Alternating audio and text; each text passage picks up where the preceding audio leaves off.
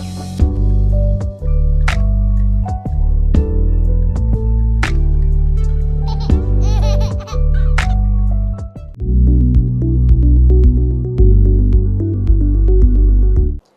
అండి. ఈరోజు మనం ప్రీ మెన్స్ట్రల్ సిమ్టమ్స్ గురించి మాట్లాడుకుందాం. సో చాలామంది కపుల్స్ వస్తారనమాట. వైఫ్ చాలా ఇరిటేట్ అయిపోతుంది పీరియడ్ ముందు. సో ఏంటి ఏమైనా కన్సర్నా అని.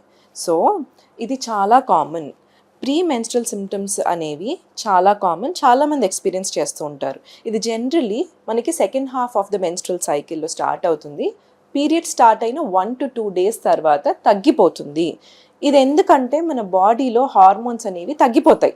సో ఆడవాళ్ళకి పీరియడ్ వచ్చినప్పుడు బాడీలో ఉండే ఈస్ట్రోజన్ అండ్ ప్రొజెస్ట్రాన్ హార్మోన్స్ తగ్గిపోతాయి కాబట్టి ఈ ప్రీ మెన్స్ట్రల్ సిమ్టమ్స్ అనేవి వస్తాయి.